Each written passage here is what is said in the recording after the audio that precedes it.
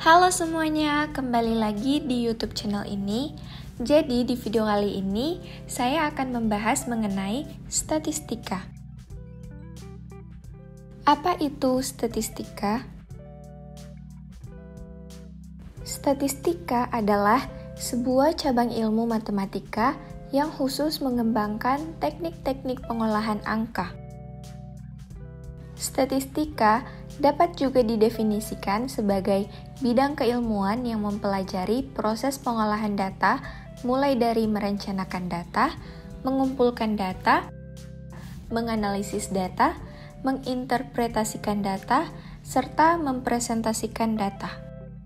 Pada umumnya, orang-orang tidak membedakan antara statistika dan statistik.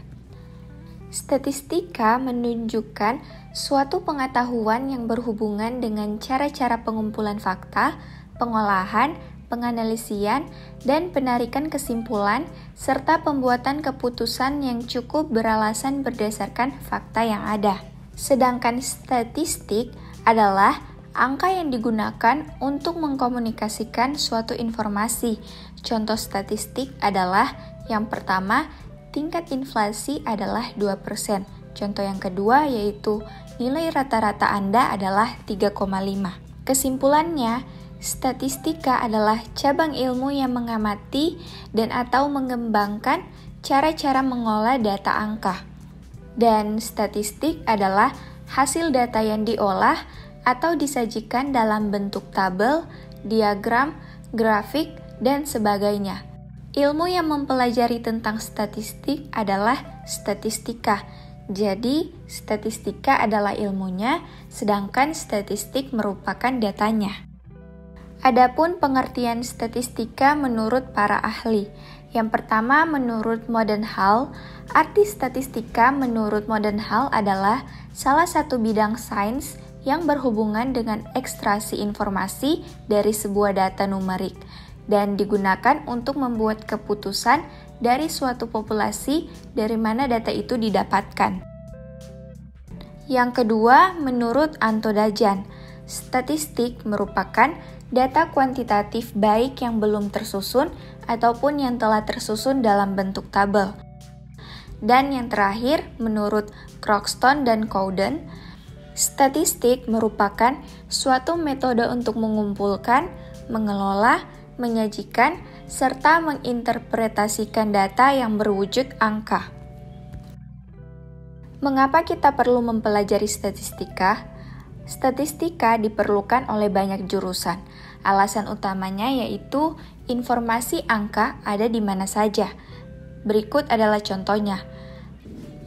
Kenaikan rata-rata penghasilan mingguan dalam kurs dolar tahun 1982 sampai 1984 dari Januari 2009 hingga Januari 2010 sebesar $8.32.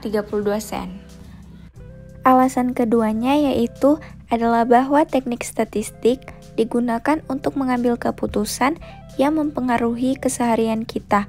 Maksudnya teknik statistika mempengaruhi kesejahteraan kita masing-masing. Alasan ketiga yaitu bahwa pengetahuan mengenai metode statistik akan membantu Anda memahami bagaimana keputusan dihasilkan dan memberikan Anda pemahaman yang lebih baik mengenai bagaimana keputusan tersebut mempengaruhi Anda. Dalam kehidupan sehari-hari, sebenarnya kita berhadapan dengan statistika. Contoh yang dapat kita temukan dengan mudah akhir-akhir ini adalah hasil jajak pendapat atau polling yang disajikan oleh sejumlah media cetak, baik surat kabar maupun masalah di ibu kota. Beberapa hasil polling tersebut melakukan inferensi berdasarkan sampel yang ditarik. Inferensi yang diperoleh dari hasil polling tersebut beberapa ada yang valid, namun juga ada beberapa pula yang tidak valid.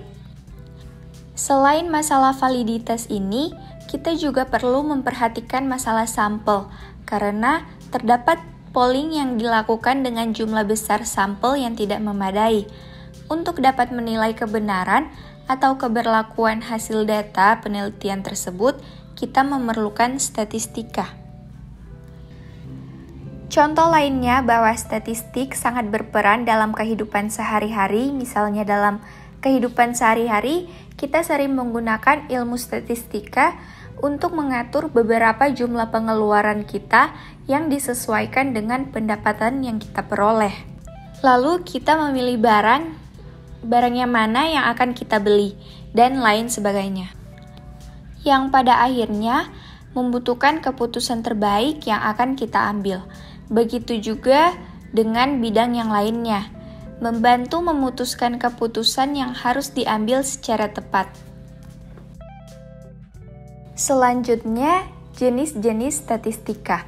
Statistika dalam pengertian sebagai ilmu dibedakan menjadi dua, yaitu statistika deskriptif dan statistika inferensial.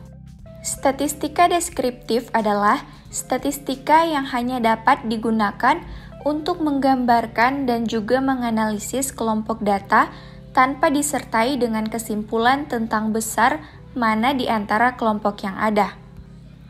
Statistika deskriptif juga sering disebut dengan deskripsi data yang menghitung varians dari data yang masih mentah dan dikelola serta dideskripsikan dengan menggunakan tabel atau grafik atau diagram agar data tersebut lebih jelas dan mudah dipahami.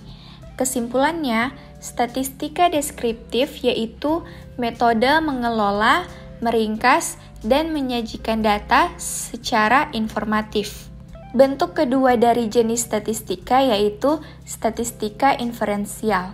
Statistika inferensial adalah statistika yang digunakan untuk menggambarkan lalu menganalisis kelompok data hingga dapat ditarik sebuah kesimpulan untuk menentukan keputusan atas makna statistik yang sudah diolah atau dihitung. Kesimpulannya, statistika inferensial yaitu metode yang digunakan untuk memperkirakan karakteristik populasi berdasarkan sampel. Perlu diketahui bahwa istilah populasi dan sampel merujuk pada konteks statistika inferensial. Populasi sama dengan keseluruhan individu atau objek yang diamati atau ukuran yang diperoleh dari seluruh individu atau objek yang terkait. Dan sampel sama dengan porsi atau bagian dari populasi yang sejenis. Statistika inferensial juga sering disebut dengan statistika induktif, yang merupakan permodelan data dan pengambilan keputusan yang didasarkan analisis data, seperti memprediksi masa yang akan datang, menguji hipotesis, dan membuat permodelan hubungan atau korelasi, deret waktu, dan regresi. Selanjutnya, tingkat pengukuran. Data dapat digolongkan menurut tingkat pengukurannya. Tingkat pengukuran data mencatat perhitungan yang dapat dilakukan untuk merangkum dan menyajikan data. Jadi, terdapat 4 skala atau tingkat pengukuran, yaitu nominal, ordinal, interval, dan rasio. Pemeringkatan data nominal. Pada tingkat pengukuran nominal, skala data yang hanya dapat digunakan untuk membedakan objek yang bersifat kualitatif atau kategori saja, seperti jenis kelamin, agama, warna kulit, dan lain sebagainya. Singkatnya, tingkat nominal memiliki ciri seperti berikut. Yang pertama, variabel yang diminati terbagi menjadi beberapa kategori atau sifat. Yang kedua, tidak ada aturan dasar terhadap hasilnya.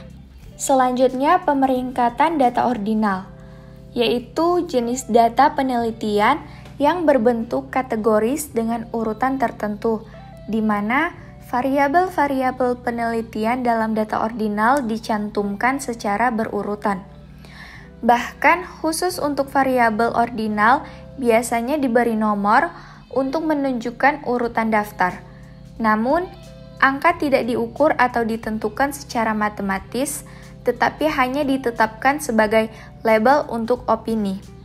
Singkatnya, ciri-ciri dari pemeringkatan data ordinal yaitu: pertama, penggolongan data ditunjukkan oleh seperangkat tanda atau nama seperti tinggi, sedang, rendah yang memiliki nilai pembanding.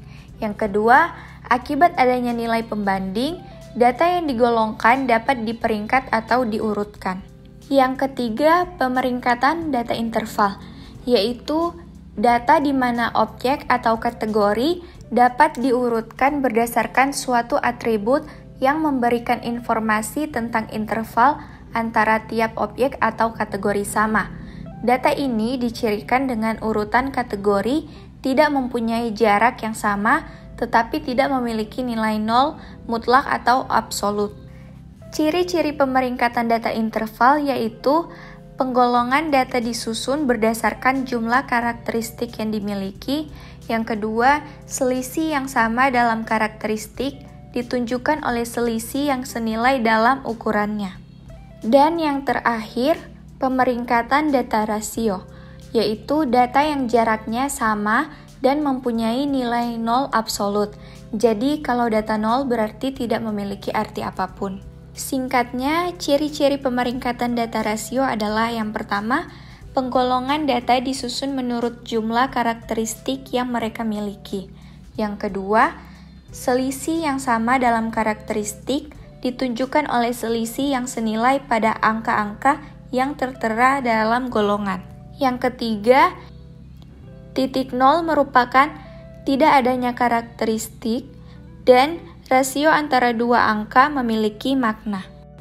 Selanjutnya, pembahasan yang terakhir yaitu peranan dan manfaat statistik dalam kehidupan. Statistik berfungsi sebagai alat bantu. Peranan statistik dalam penelitian tetap diletakkan sebagai alat. Artinya, statistik bukan menjadi tujuan yang menentukan komponen penelitian lain. Oleh sebab itu, yang berperan menentukan tetap masalah yang dicari, jawabannya, dan tujuan penelitian itu sendiri.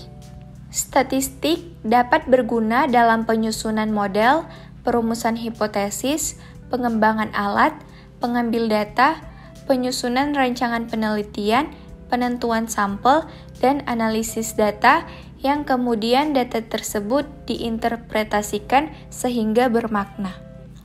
Adapun manfaat statistik yaitu pertama, untuk meramalkan, yang kedua, untuk penelitian, yang ketiga, untuk mengatur kualitas barang, yang keempat, untuk produktivitas, dan yang terakhir, untuk memperbaiki proses atau eksperimen. Baiklah teman-teman, demikian materi mengenai statistika dan semoga video ini bermanfaat. Bila ada kesalahan, mohon dimaafkan dan bila ada perasaan, mohon diungkapkan.